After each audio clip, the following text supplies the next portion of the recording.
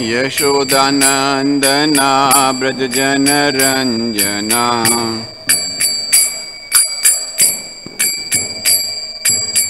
यशोदानंदना ब्रज जन रंजना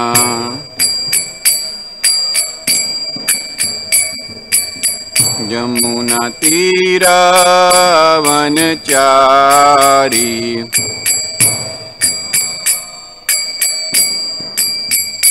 जय राधा माधवा कुंज बिहारी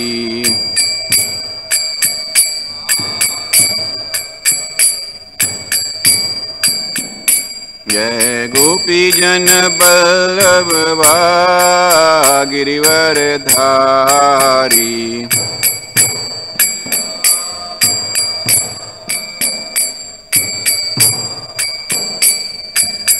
यशोदानंदना ब्रज जन रंजना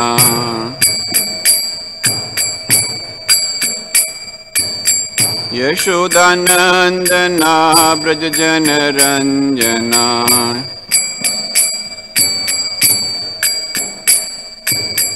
यमुना तीरा वनचारी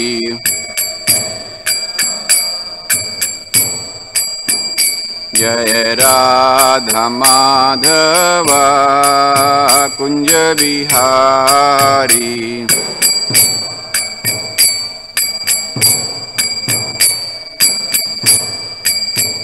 जय राधा माधवा कुंज बिहारी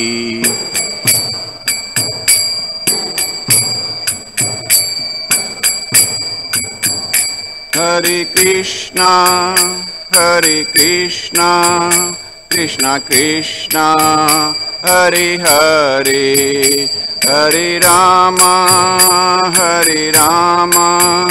राम राम हरे हरे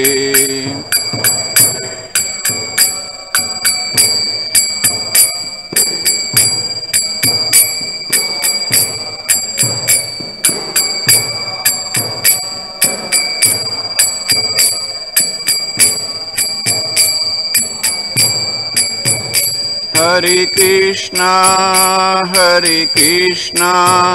कृष्णा कृष्णा हरे हरे हरे राम राम राम हरे हरे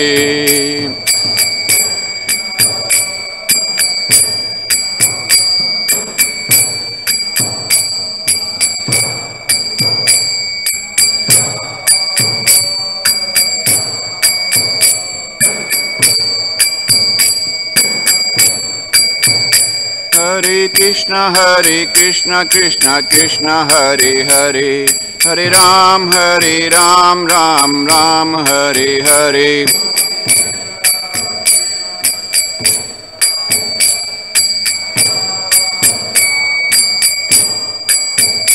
हरे कृष्णा कृष्णा कृष्णा हरे हरे हरे राम राम राम हरे हरे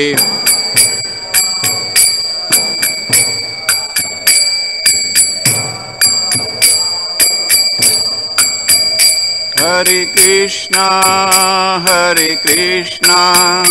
कृष्णा कृष्णा हरे हरे हरे राम राम राम हरे हरे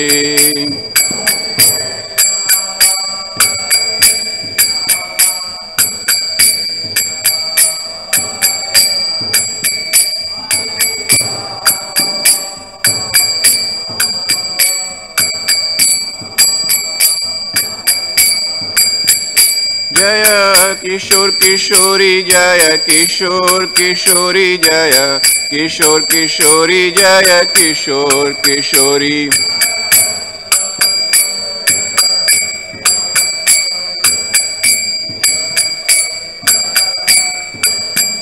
जय जगन्नाथ जगन्नाथ बलदेवा जय सुभद्रा।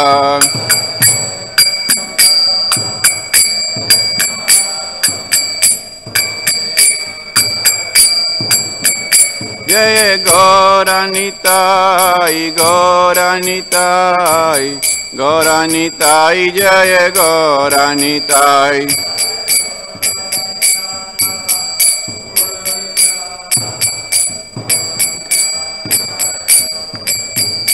जय प्रभुपदा प्रभुपदा प्रभुपदा जय प्रभुपदा।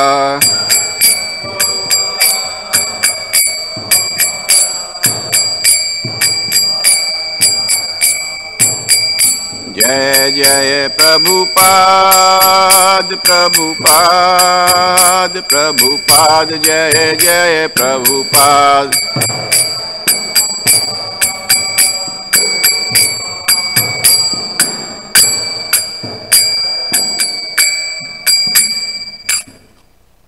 जय ओम विष्णुपाद परमहंसा परिवाजकाचार्य अश्रोतर शत Shri Shrimad his divine grace A C Bhaktivedanta स्वामी श्रील प्रभुपाद की जय।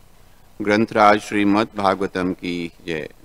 All glories to assembled devotees, all glories to assembled devotees, all glories all glories all glories to guru and Gauranga. नारायणं नमस्कृत्य नरं चैवं नरोत्तमं देवीं सरस्वतीं व्यासं ततो जयमुदीरयेत्। नष्टप्रायेषु अभद्रेषु नित्यं भागवत सेवया भगवतीरुत्तम श्लोके भक्तिर्भवती नैष्टिकी। हरे Krishna. So we are reading from Srimad Bhagavatam, Canto 10, Chapter 3, text number 1 to 5. The chapter is entitled "The Birth of Lord Krishna," and we have text number 1 here. Correct? Yeah, text number 1 out of the 5.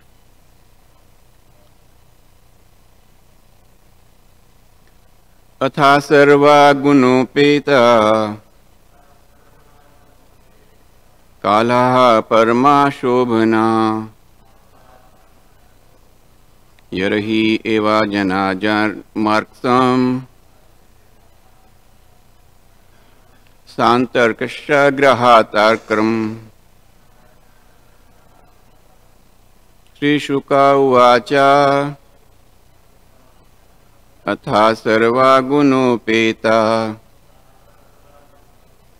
कालः परमा शोभना यर्हि एवा जना जन्मार्क्तं संतार्कश्च ग्रहातारकम्।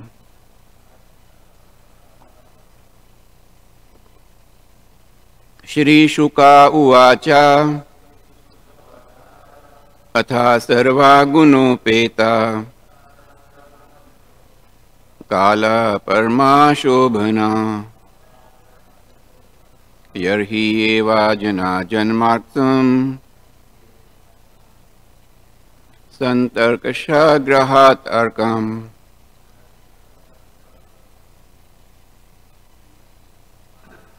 श्रीशुक उवाच अथा सर्वा गुणोपेता कालः परमा शोभना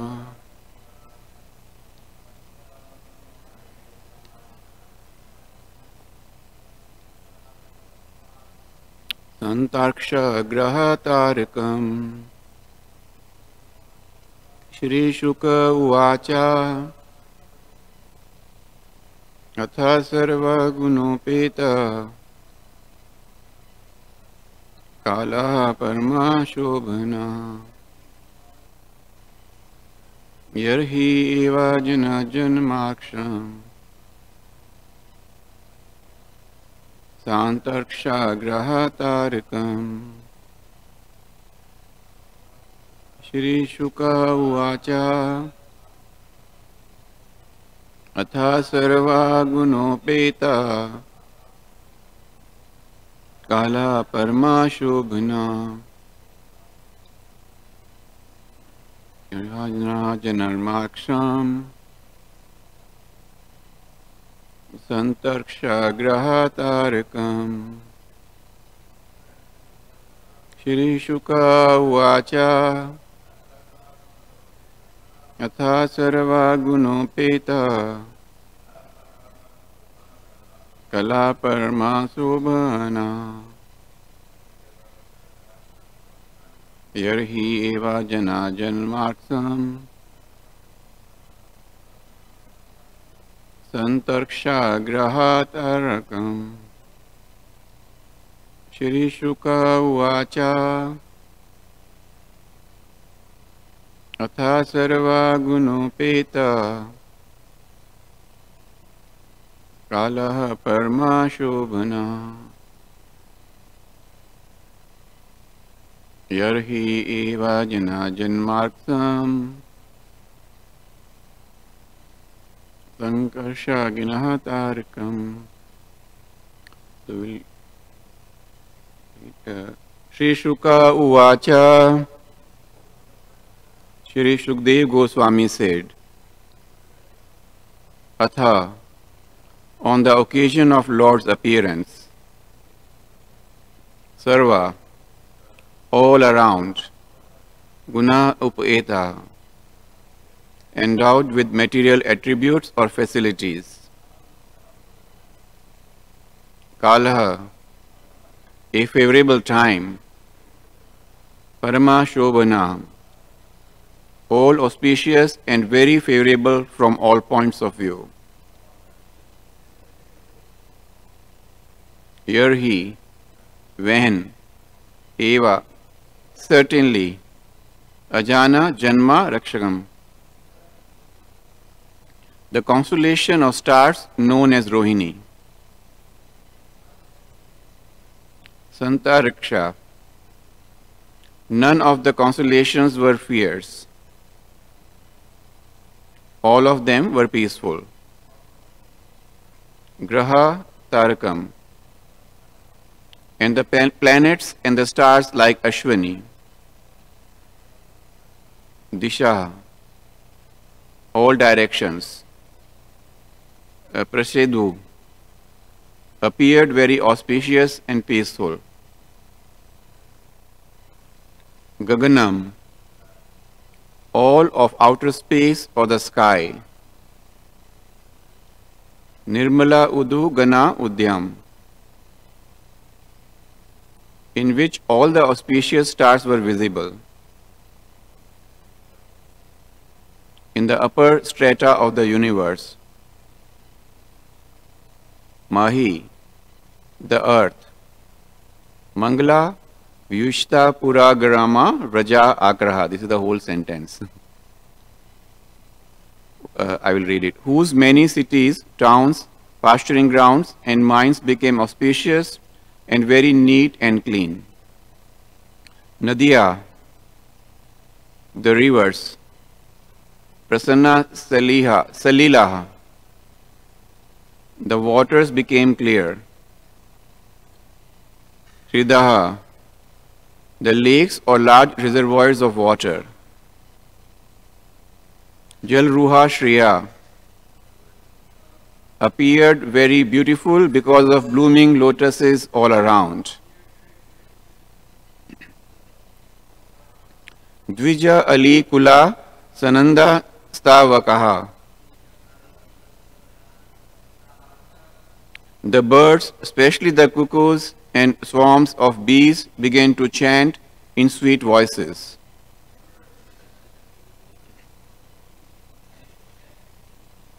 As if praying to the Supreme Personality of Godhead.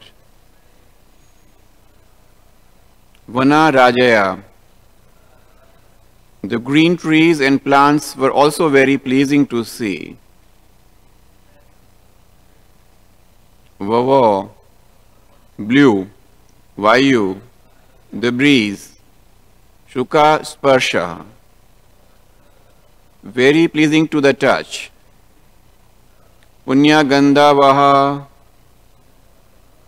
which was full of fragrance.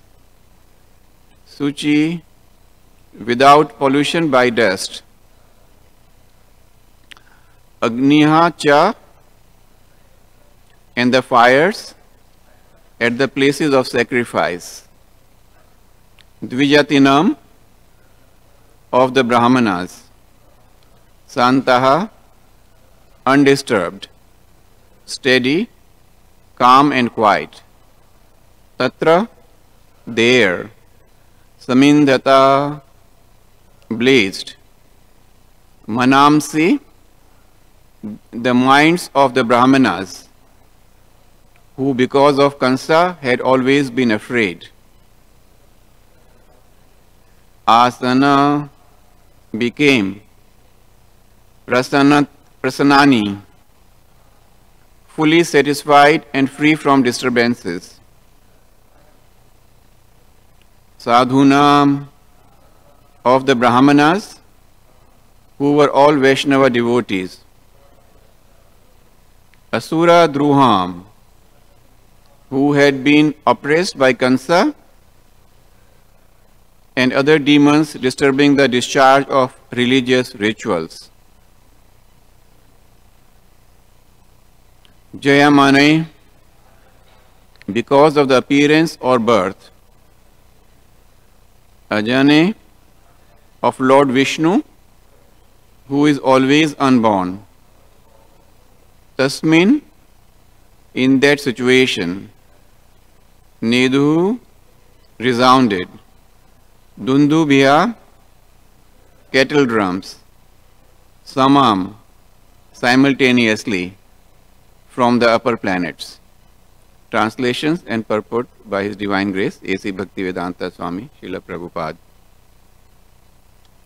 Thereafter, at the auspicious time for the appearance of the Lord, the entire universe was surcharged with all the qualities of goodness, beauty and peace.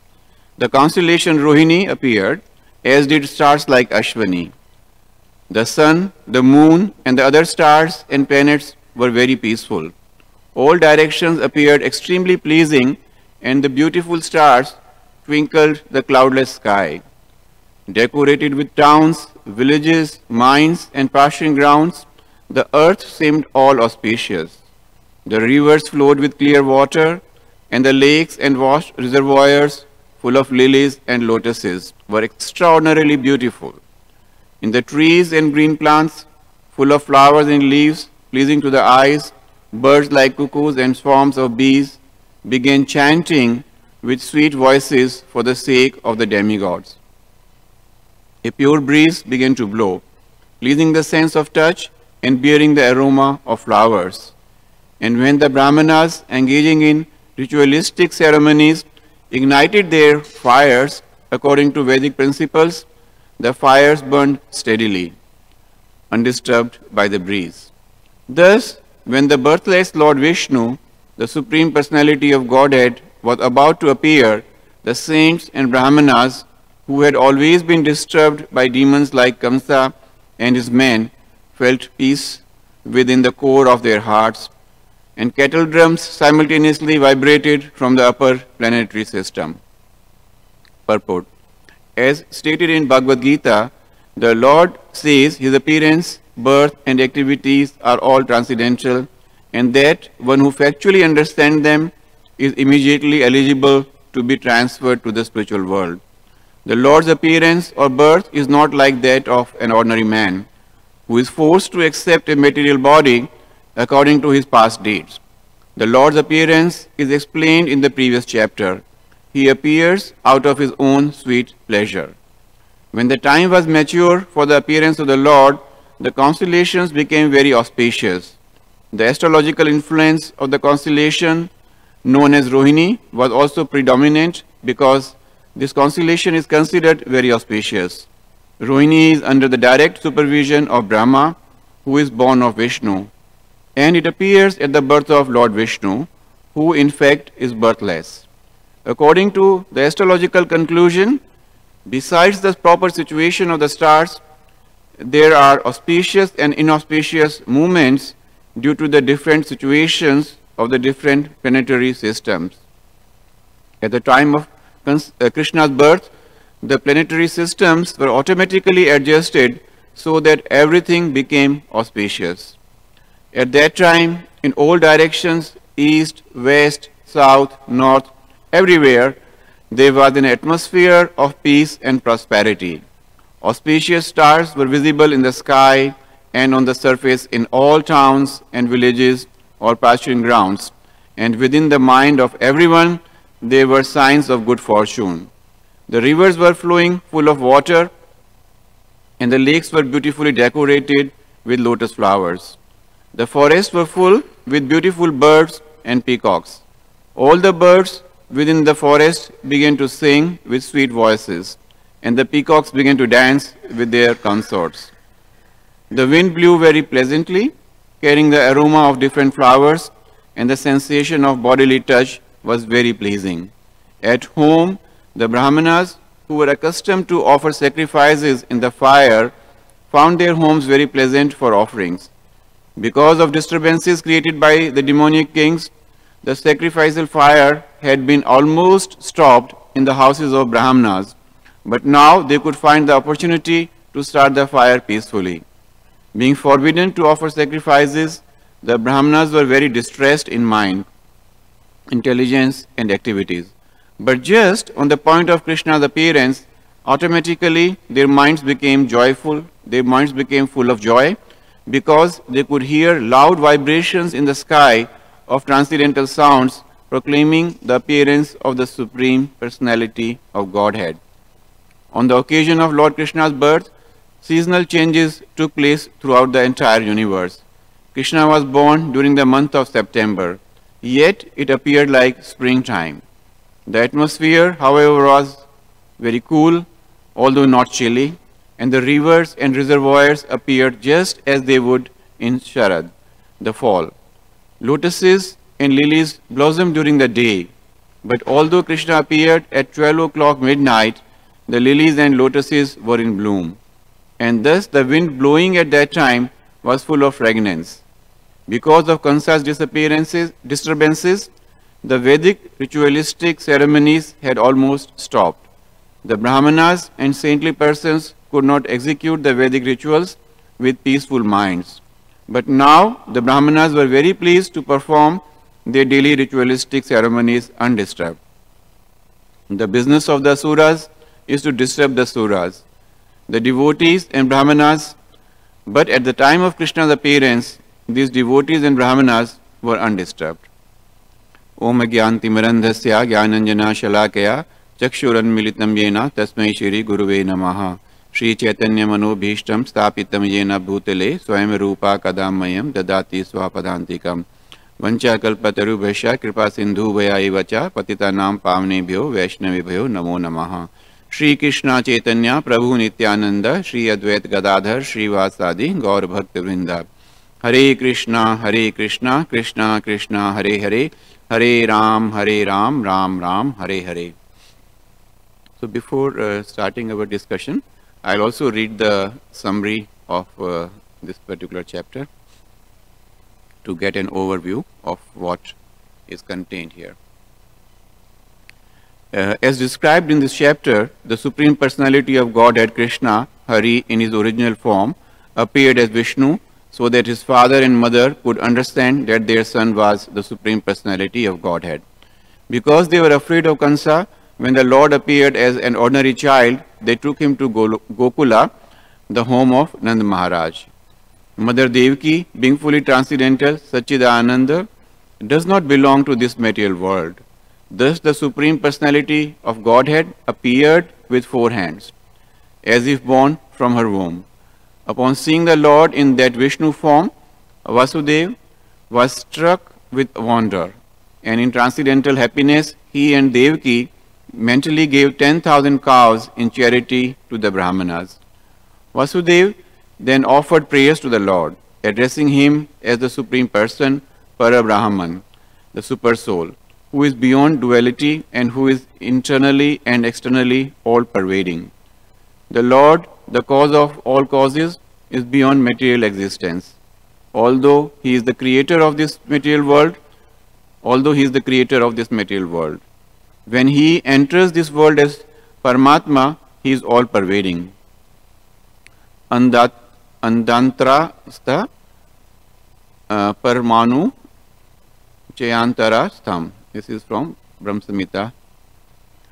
Yet he is transcendently situated. For the creation, maintenance and annihilation of this material world, the Lord appears as the Guna Avataras Brahma, Vishnu and Maheshwara. Thus, Vasudeva offered prayers full of meaning to the Supreme Personality of Godhead. Devaki followed her husband by offering prayers describing the transcendental nature of the Lord. Fearing Kansa and desiring that the Lord not be understood by atheistic and materialistic non-devotees, she prayed that the Lord withdraw his transcendental four-armed form and appear like an ordinary child with two hands. The Lord reminded Vasudeva and Devaki of two other incarnations in which he had appeared as their son. He had appeared as Prishnigarbha and Vamana Deva, and now this was the third time he was appearing as son of Devaki to fulfill their desire.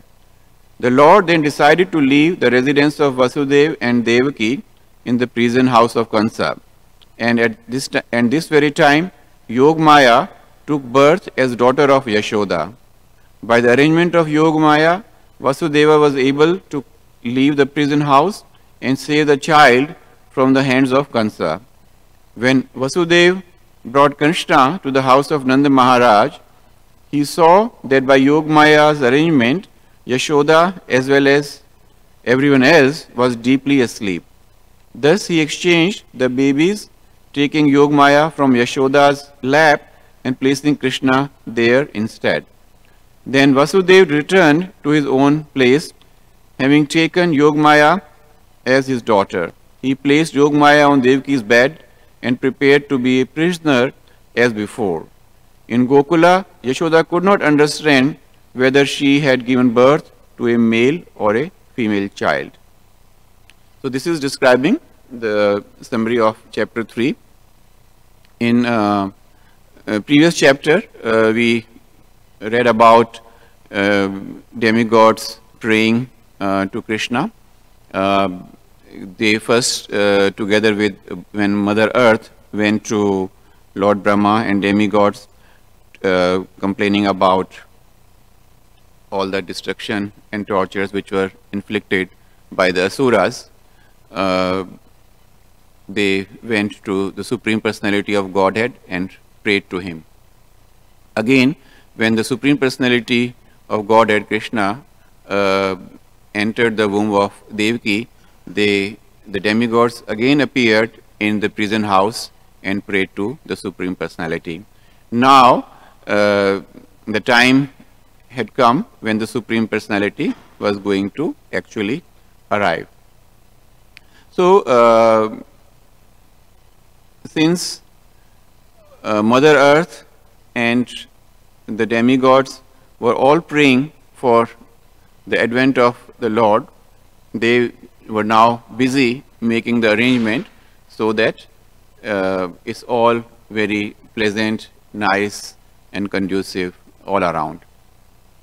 So in this particular verses, the glories of, as a matter of fact in this whole chapter, the glories of Krishna's birth are being described. Here in verse number 1 to 5, which we just read, the external settings are being described.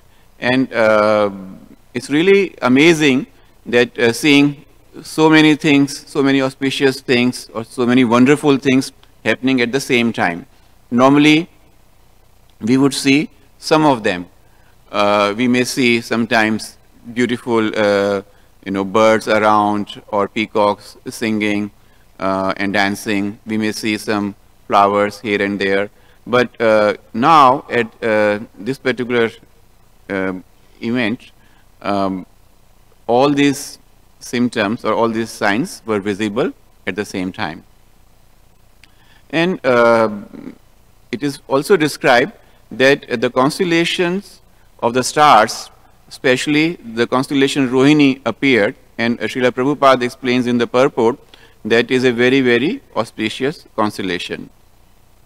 In India, now slowly that practice is not being followed, but in the earlier times and even now in some places, before a marriage takes place, it doesn't take place just by looking at the convenient date on the calendar. So the Brahmanas or the astrologers, they will look at the birth chart of the bride and the groom, and then they will do calculations and finally come to a conclusion the day on which they should get married. And not only the day, even the time is calculated, that the marriage should take place between this time to that time.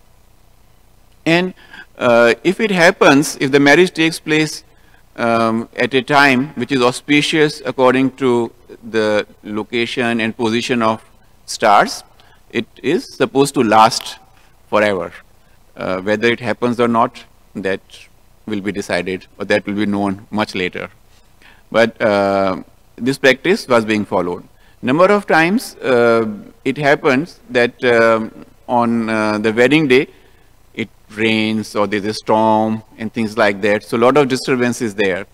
And then the elderly in the family will say, oh, they decided to get married without doing all the astronomical calculations. They just decided to get married on a convenient day, but not according to what the stars would foresee.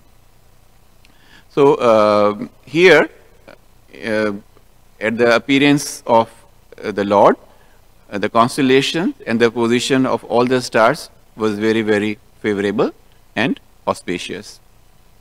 Now, how do we see this? So one can say that it is because it was all auspicious, that is why the Lord is appearing at that time. But the truth is, because the Lord was appearing, that is why everything became so auspicious. The constellation of stars, all the other descriptions, that towns were decorated with beautiful trees, lilies and lotuses were blooming, trees and green plants were there, flowers and leaves, birds like cuckoos and swarms of bees began chanting. So all this was happening because the Lord was appearing. And the demigods, who controls all these things which were happening at that time? Who controls the different signs which we are seeing here or we are reading about? The demigods. And demigods wanted to create a very, very, let us say, impressive environment for the Lord when the Lord arrives. It's like if we invite somebody really important at our place, we try to make sure that everything is in order. The house is clean, there's a proper place to sit, there are no rubbish lying around. We try to impress our guests. So, and especially if the guest happens to be your boss, you try to do even more. So here the demigods were trying to they were making arrangement for their boss to arrive. So they were doing all what they could do to make sure that Krishna is impressed by their preparations. So as this is going on, we read here the Brahmanas were felt like performing the sacrifices. They felt very happy and comfortable and peaceful in their minds. So there's a lot of description here about things which we may not have even seen. Now, the other important discussion point in this particular chapter will be that how someone who is never born could take birth. So Krishna is called Ajanma. The Lord is Ajanma, that who was never born. And here in this particular chapter is titled The Birth of Lord Krishna. So this is a big paradox. So we will discuss that part a little bit from Bhagavad Gita. But before that, I would like to share with you a little information which is given in Puranas. So Krishna was born on Ashtami. That's why the date of his birth we call Janmashtami. Janam means birth and Ashtami means the date. So Janmashtami is the day, 8th day on which Krishna was born. So it is said in Puran that Ashtami and Navami were not very auspicious days. So nobody will do anything auspicious on Ashtami or Navami. So the personalities of Ashtami and Navami, they went to Supreme Personality, Lord Krishna, and kind of, expressed their unhappiness about it. So the Lord said to please them that I will take birth on Ashtami as Krishna, and I will take birth as Rama on Navami. So that is what it says in some of the scriptures. But Krishna says in chapter 4, verse I think 4:6 and 4:9 we have.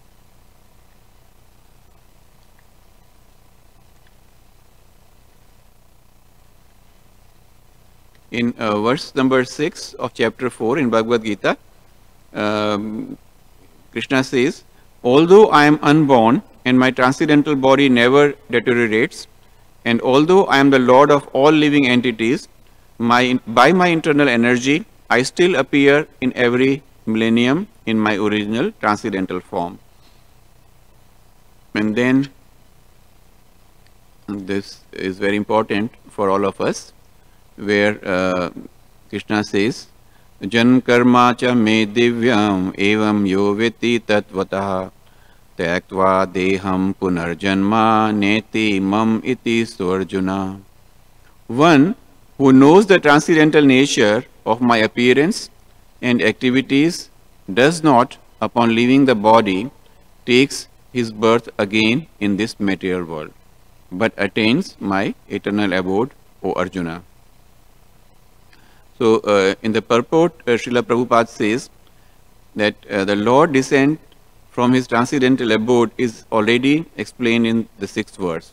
One who can understand the truth of appearance of the personality of Godhead is already liberated from material bondage, and therefore he returns to the kingdom of God immediately after quitting this present material body. Such liberation of the living entity from material bondage is not at all easy. The impersonalists and the yogis attain liberation only after much trouble and many, many births. Even then, the liberation they achieve merging into the impersonal Brahma Jyoti of the Lord is only partial. So, further in Brahma Samhita, it says, although there are many transcendental forms of the Lord, they are still one and the same Supreme Personality of Godhead. One has to understand this fact with conviction, although it is incomprehensible to mundane scholars and empiric philosophers.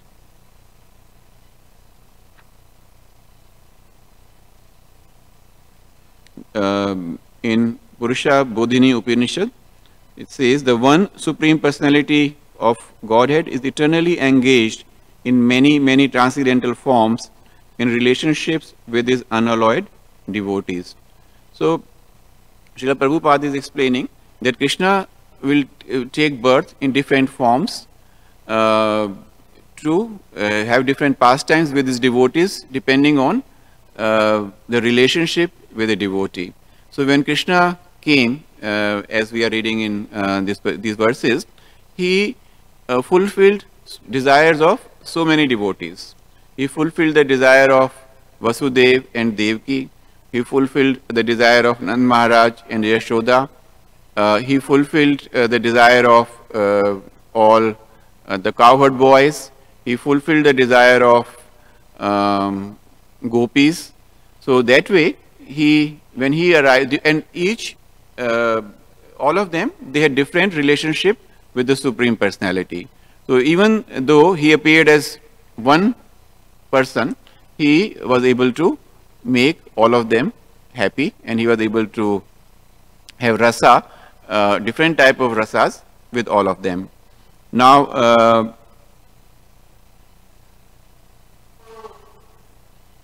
I'll just repeat the important part from this verse of Bhagavad Gita.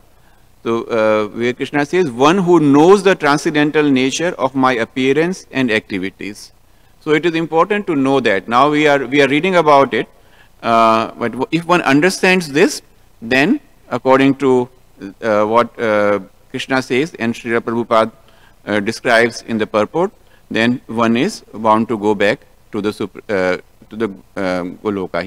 He or she will not take birth again. Now, how do we do that? How do we know? How do we understand that? That is the important part. Luckily, and it's a difficult part also, because we read that philosophers and intellectuals and people, they are reading, they are using their intelligence, they are trying to do research and things like that, but they really do not make much progress, or if at all they make any progress, the process is very, very slow.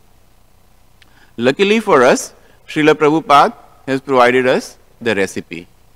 So our acharyas say, when Prabhupada quotes them, he says the path of bhakti is a definite and sure short way of understanding the Lord, because to understand it's so inconceivable when we are reading about him. There are so many contradictions and so many complexities that it is not at all easy to understand that as such.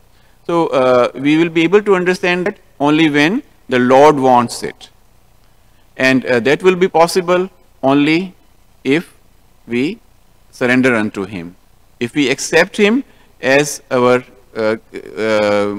protector, and we accept that with full faith. So when we do that with full faith, only then there will be, Krishna will make arrangement. We say Krishna reciprocates. So Krishna reciprocate means Krishna will provide us help, Krishna will provide us means by which this job of understanding these complexities will be made easy for us. And Srila Prabhupada says very emphatically that by following the process of bhakti, we can very easily achieve that. And what does Srila Prabhupada prescribes? He says, chant, discuss Krishna Katha, which involves hearing, reading about Krishna, like we are doing now, and serve. And when we are talking about serving, the importance is given to serving Krishna's devotees. So we have all these opportunities, all of us have these opportunities, and we call ourselves very fortunate that we know this recipe. The only thing is that now we have to, make use of it. All the instructions which are given to us by our acharyas, by Srila Prabhupada, if we make good use of it, we are bound to make the progress and go back to Godhead. So I would stop here and invite more inputs, discussions, corrections, questions.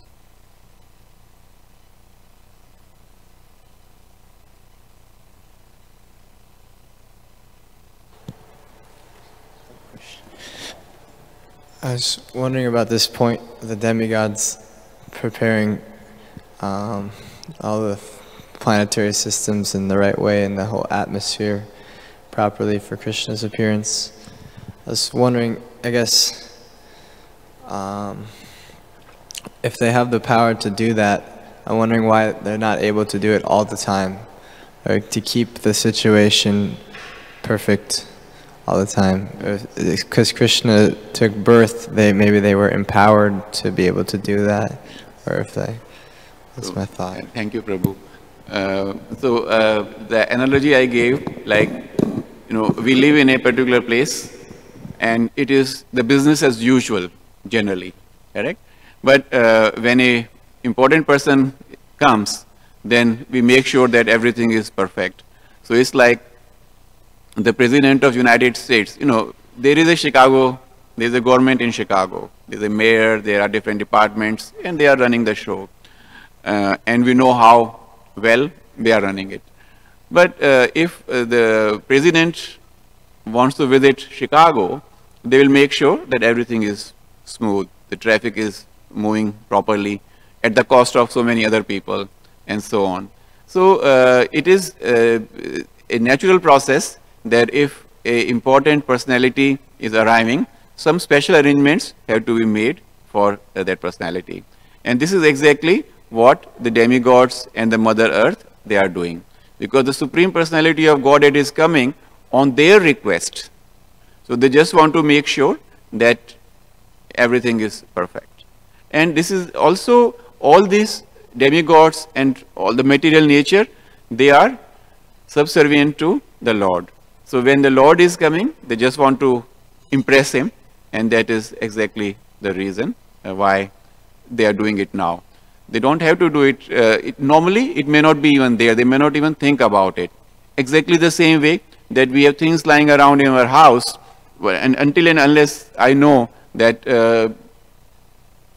my spiritual master is coming to visit me, I let them remain there on the table for weeks.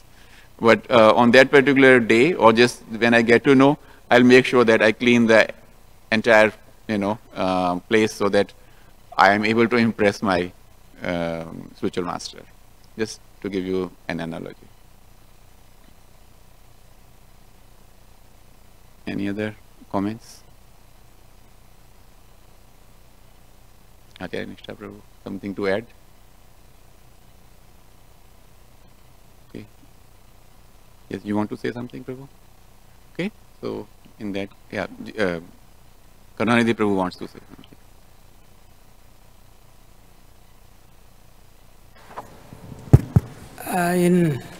In this, before this verse, that Prabhupada wrote that that Krishna's 400 form, he withdrew to 200 form because the Mother Devaki, she got frightened because of Kansa, and demands that they cannot understand the transcendental form of Krishna.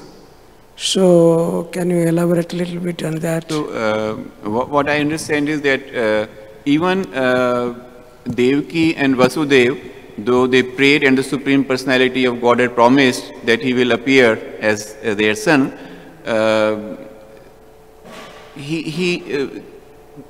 how would they know that this child born is the Supreme Personality of Godhead? So, so the Lord appeared first in that Vishnu form with the 4 arms, so that they would be able to recognize that yes, this is the Supreme Personality of Godhead.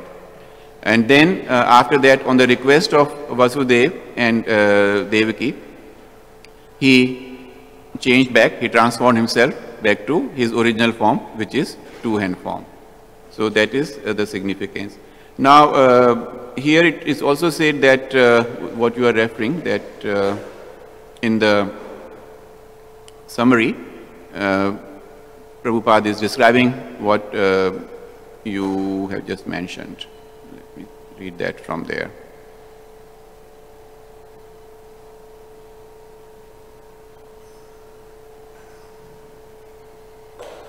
Fearing Kansa and desiring that the Lord not be understood by atheistic and materialistic non-devotees, she prayed that the Lord withdraw his transcendental four-armed form and appear like an ordinary child with two hands. So, on the request of Devaki, the Lord transformed into his original two-armed, two hands form.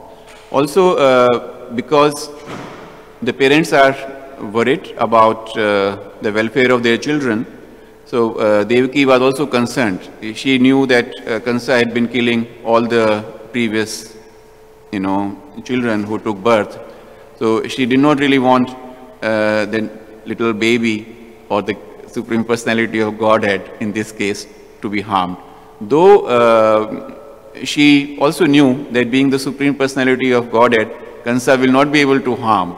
And same way, if we look at the love of Mother Yashoda towards baby Krishna, Krishna did so many pastimes when he was staying at the house of Nand Maharaj and Yashoda. And they were such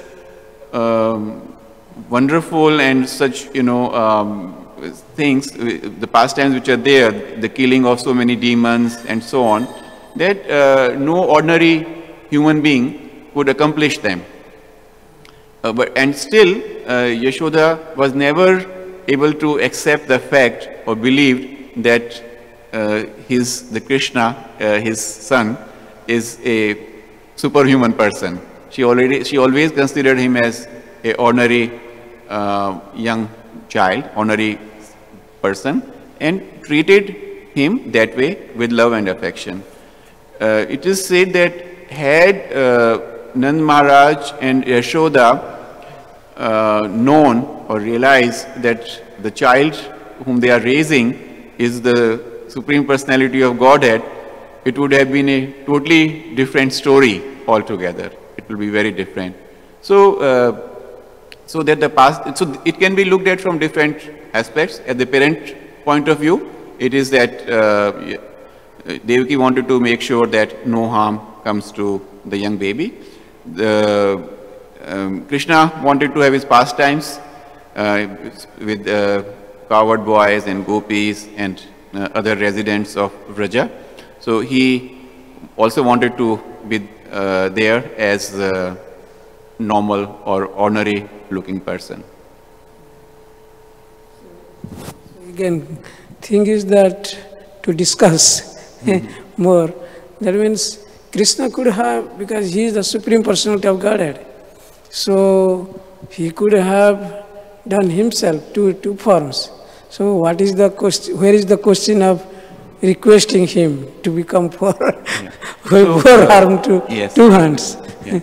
Actually, this is an interesting question because a doubt came in my mind, or a question came in my mind many years ago, that where was the need for all this to happen? Devaki was getting married to Vasudeva. Kansa was taking Devaki. He was so happy and he had so much of love and affection for Devaki that he was driving both of them in his own chariot to their palace. So where was the need for, this voice from the sky to come? Krishna could have killed Kansa without any of these things. So where was the need for all this? But then there are so many things connected with story. So there are so many pastimes which would not have happened had Krishna had that voice from the sky not spoken. So these are like Krishna's pastimes. He wanted to, Kansa was very, very proud of his strength. So after that Akashvani, the voice from the sky spoke, he always lived in fear. Even for a single moment, he was not without anxiety. So this is also an indication for people, especially for demonic people who think that they are very powerful. They have so much of strength that nobody can, do any harm to them. It is also it's a lesson. It's an indication for them that they are never so strong that they can take a challenge of that way. Then, so that was one thing. Then same way, so Krishna could have done anything. Prabhupada says in one of his lectures that even to kill Hiranyakashipu, Lord Narasimhadev did not come himself. He could have arranged it. But he came to also indicate to his devotees that Krishna is their protector. Those people who have trust and faith in Krishna, Krishna kind to further solidify and that faith that I am there to support you, I am there to protect you, because you are my devotee, you are fully surrendered to me. To add another point, devotees, they always want to see Krishna in 200 form. Like, for example, if you consider the episode like when Krishna came in 4-armed form as Narayana, gopis, they said, no, we don't want to see that form. They tried to give respect, they worshipped, and they gave reverence. So everything is to Krishna. That's what their natural dormant of love didn't arise. So that time, so then they wanted to see only Krishna in 200 form. And also Brahma, Lord Brahma, he prays in our Brahma Samhita. Syamang Trivanga Lalitang Niyata Prakasam. So that means Brahma also wants to see in that original form, that in 200 form. In this chapter later on, these aspects will be further discussed. Yeah. Raktak Prabhu and Keshav Krishna. Thanks for the class. Raktak Prabhu has his hand before you, Prabhu. Yeah, this is a brief question. Mother Yasoda never considered Krishna as the Supreme Personality of Godhead? Actually, people from the village would go to her and say that, this child is something very special. But she never agreed for that. She said, no, he is a very, like any other child. He is an ordinary child and he is my son, and I'm going to I'm going to treat him that way. So what was her feelings when baby Krishna put the dirt in his mouth and she saw the universes inside of his mouth? She was bewildered. She was bewildered. And she didn't think of him as God when she saw him. Still she didn't accept him as God or Supreme Personality. She would still punish him if he was doing a mischief. She would still try to tie him with ropes when he stole the butter. So we know those stories. So all that indicate that Yashoda all along treated Krishna as a mother would treat his mischievous son.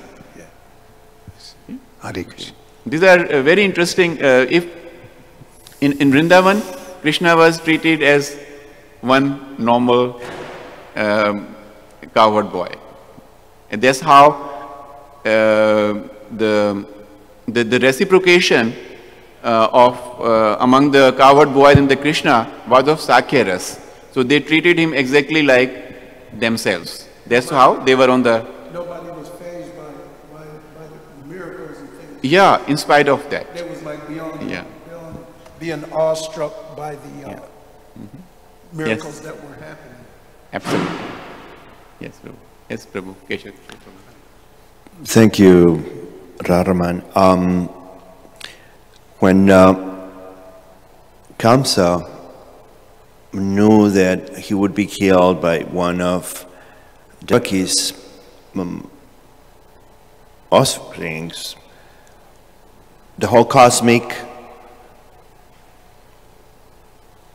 there were cosmic arrangements to make this birth to happen in a very discreet way. Well, not very discreet, like secretly, transferring from Devaki to Mother Yasoda's womb and things like that. But on the other hand, we have all these cosmic manifestations at the same time, because no ordinary being was born. So I find this kind of like conflictive in the story, you know. In one hand, like, no, we have to keep this secret, and no, because there's arrangements for this to happen later on. But at the same time, things are announcing that the child is born. Yes. So that increased Kansa's anxiety even more. Excuse me. That increased Kansa's anxiety even more, because he knew that his killer has arrived, and he tried his best to search for him.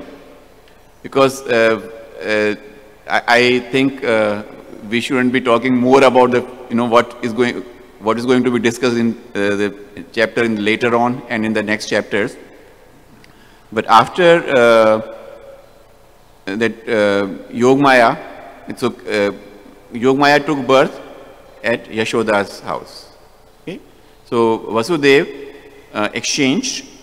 He went to Gokula and left Krishna in the lap of Yashoda and brought the baby girl who was born to Yashoda, and kept that girl with Devaki as Devaki's child.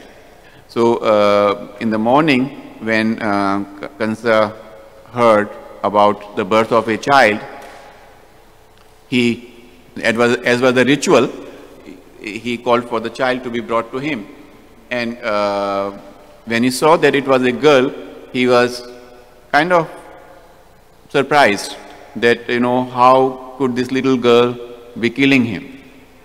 Because he didn't know that how and in what form Lord Vishnu is going to appear to kill him. So so at one time he was even, there was a little bit of a compassion in his heart towards that young baby girl.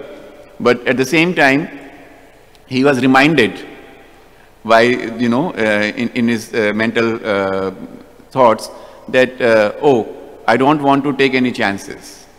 So he tried to kill that girl.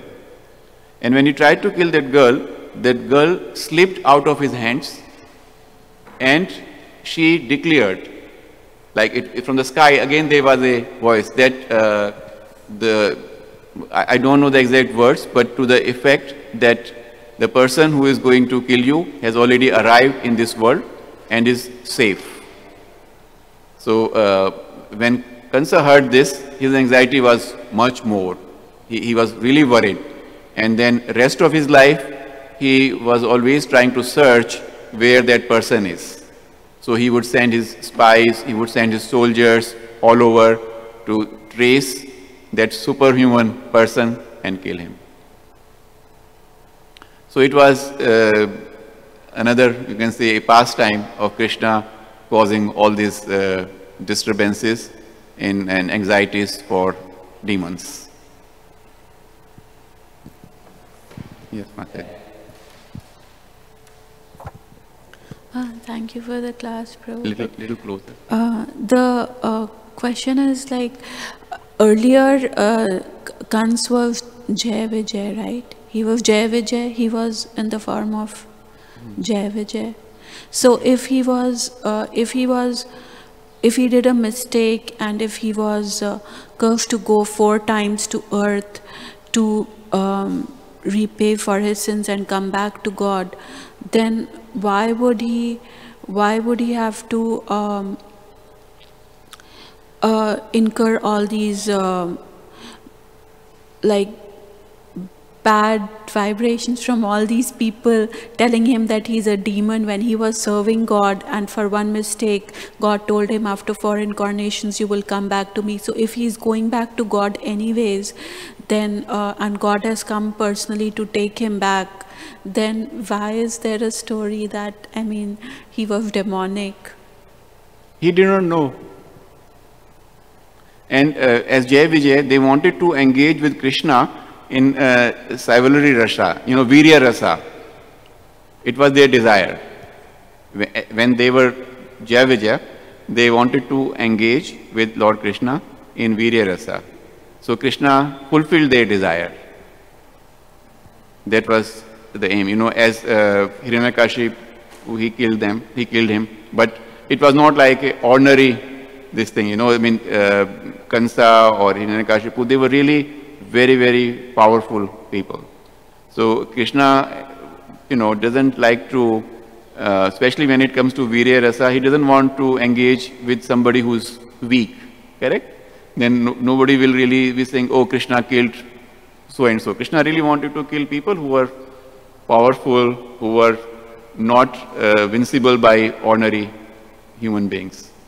So because of their desire, Jaya Vijaya's desire to engage with Krishna in Virya Rasa, he fulfilled their desire. So then basically there are no demons, because these were the epitome of demons, and if they are also going back to God, then everybody is eventually going back to God anyways. But after how many lifetimes? So even when we are reading about demons, number of demons, they were devotees in some of their lifetimes. But because they did something abominable, they were wanting to, or they somehow created problems, and they were cursed by some, sages or elevated souls. They had to undergo those kind of tribulations in their life. Thank you. Thank you. Yeah. Prabhu?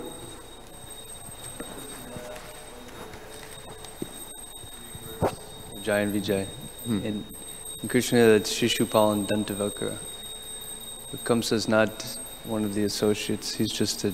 Little louder, please. He's not a devotee, he's a demon. As Kansa, yeah. Actually, if you hear... No, but he's not Jai and Vijay. Jai and Vijay... So there were three incarnations, correct, for them. One was Hiranyakashipu and Hiranyaksha. The second one was Shishupal and his brother, correct? Dantavakra. And the third one is Raman and correct?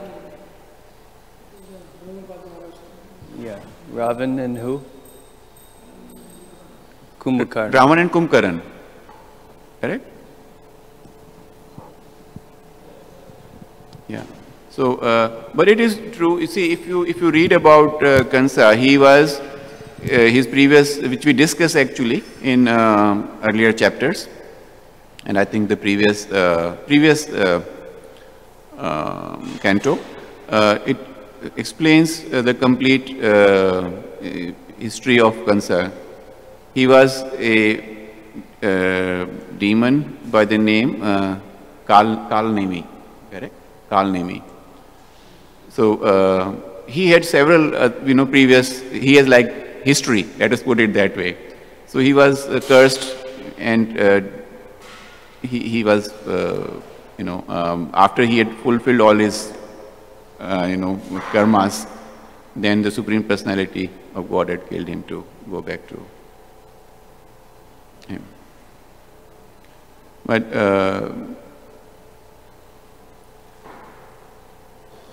it is either we should, this is just off the record remark, that either we should be in that position where we could become like, we could become demons like Kansa or Hiranyakashipu, where we can fight directly with the Supreme Personality of Godhead, or we have an easier way of taking his protection, taking his shelter, and find a faster and quicker way, and think easier way also. So Prabhupada has given us that choice, has given us that option, and that we can follow this path and we can easily be, without going through all those difficulties, anxieties and tribulations, we can still go back to Godhead.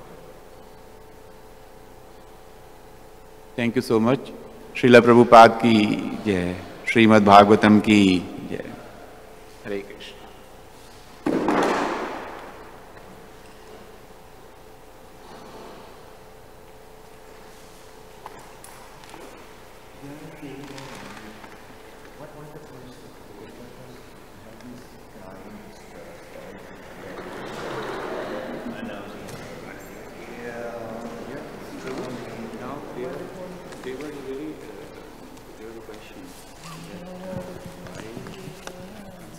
the case was true.